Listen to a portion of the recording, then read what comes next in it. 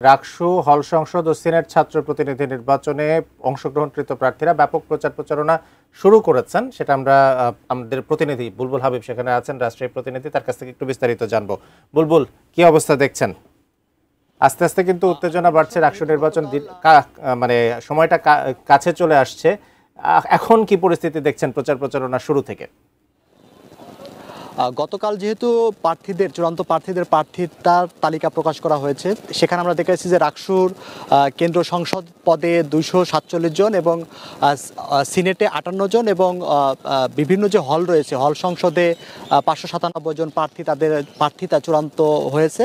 এখন যেহেতু এই প্রার্থিতা চূড়ান্ত হওয়ার পরে অনেক প্রার্থীরাই কিন্তু তাদের যে ব্যালট নম্বর পেয়েছেন গতকালই সবাই।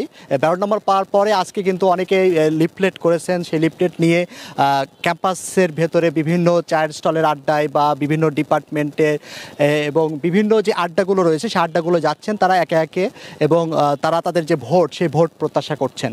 তো যেহেতু আসলে পুরো ক্যাম্পাস জুড়ে একটা নির্বাচনী আমেজ সেটা বিরাজ করছে এবং প্রার্থীরা খুবই সৌহার্দ্যপূর্ণভাবে এখন পর্যন্ত তারা তাদের যে নির্বাচনী প্রচারণা সেটা চালিয়ে যাচ্ছেন। তো আমরা যদি দু একজন প্রার্থীর সাথে কথা বলার চেষ্টা করি, আপনি কি পদে দাঁড়িয়েছেন একটু যদি বলেন, নির্বাচনী প্রচারণা কেমন হচ্ছে? ধন্যবাদ ভাই আপনাকে। আমি দাঁড়িয়েছি সিনেট সদস্য পদপ্রার্থী। আমার ব্যালট নাম্বার হচ্ছে 25। আসন্ন রাকসু নির্বাচনে যে সিনেট প্রতিনিধি থাকবে সেই সিনেট প্রতিনিধি হিসাবে আমি মনে করি রাজশাহী বিশ্ববিদ্যালয়ের সাধারণ শিক্ষার্থীরা যে আছেন এই শিক্ষার্থীদের কথা তুলে ধরতে হলে একমাত্র জায়গা হচ্ছে সিনেট। এই সিনেটের মাধ্যমে বিশ্ববিদ্যালয়ে যে অর্ডিন্যান্স পাস বা যেগুলো বাজেট বাস্তবায়ন অন্যান্য যে কার্যক্রমগুলো আছে, আমি মনে করি যে আমি শিক্ষার্থীর হয়ে সেই কাজগুলো সিনেটে উপস্থাপনা করতে পারবো এবং সেই জন্য আমার ব্যালট আপনারা দেখতে পাচ্ছেন যে আমাদের ভোটের তারিখ হচ্ছে। আচ্ছা, আমি আরেকজনের সাথে একটু আরেকটু কথা বলার চেষ্টা করি যে আপনি কি পদে দাঁড়িয়েছেন, আপনার প্রচারণা কেমন চালাচ্ছে? আমি হচ্ছে মীর কাদির, আমি মিডিয়া ও প্রকাশনা সম্পাদক পদে দাঁড়িয়েছি। আমার ব্যালট নাম্বার হচ্ছে 7। আমি শিক্ষার্থীদের সাথে কথা বলার চেষ্টা করছি এবং শিক্ষার্থী খুব ভালো একটা সাড়া পাচ্ছে। আমি এই ক্যাম্পাসে 4 বছর সাংবাদিকতা করার কারণে শিক্ষার্থী অনেক কাছে পরিচিত, যে কারণে দেখা যাচ্ছে শিক্ষার্থীর কাছে যখন কথা বলতে যেত সবাই আমাকে চিনছে এবং বলছে ভাই খুবই একটা ভালো সাড়া দিচ্ছে। আমি শিক্ষার্থীকে একটা জিনিস বলার চেষ্টা করছি যে এই ক্যাম্পাসে আমাদের একটা মিডিয়া সেল প্রয়োজন, যেখান থেকে মিডিয়া যাদের হেল্পটা প্রয়োজন শিক্ষার্থীদের তারা সেই জিনিসটা পাবে। তো তারা এই বিষয়টাকে খুব ভালোভাবে নিয়েছে এবং তাদের কাছ থেকে খুবই ভালো সাড়া পেয়েছি আমি।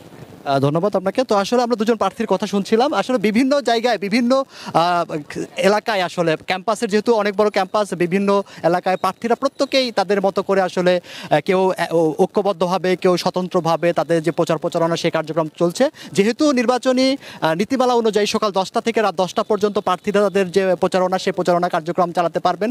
যে একদিকে 17টি হল রয়েছে, হলগুলোতেও প্রার্থীরা তাদের গণসংযোগ প্রচারণা করছেন। এর বাইরে হলের আশেপাশে শহরের ভেতরে প্রচুর ম্যাচ রয়েছে যেখানে বিশ্ববিদ্যালয়ের শিক্ষার্থীরা থাকেন। তাদের সেই ম্যাচগুলোতেও কিন্তু অনেক প্রার্থীরা যাচ্ছেন এবং অনেক প্যানেল যেগুলো রয়েছে 10টির মতো প্যানেল ঘোষণা করেছে, তারা আসলে বিভিন্ন রোডম্যাপ ঘোষণা করে যে প্রতিদিন কোথায় কোথায় তাদের প্রচারণা করবেন, মনোনয়ন সেই কার্যক্রমগুলো তারা চালিয়ে যাচ্ছেন এবং স্বতন্ত্র যারা প্রার্থী রয়েছেন তারাও কিন্তু আলাদাভাবে নির্বাচনী প্রচারণা করছেন। অর্থাৎ বলা যায় যে পুরো ক্যাম্পাস জুড়ে একটা যে নির্বাচনী হাওয়া সে হাওয়া বইছে এবং প্রার্থীদের ভিতরে একটা আকাঙ্ক্ষা আমরা দেখতে পাচ্ছি যে গণতান্ত্রিকতার যে প্রতিষ্ঠার যে আকাঙ্ক্ষা, সে আকাঙ্ক্ষা এই রাকসু নির্বাচনের মাধ্যমে প্রতিষ্ঠিত হবে, এমনটি কিন্তু আসলে প্রার্থীদের ভেতর থেকে ভোটারদের মধ্য থেকে আমরা শুনতে পাচ্ছি। তো আরিফিন, এই ছিল এখান থেকে যে প্রার্থীরা নির্বাচনী প্রচারণা শুরু করেছেন তার খবর।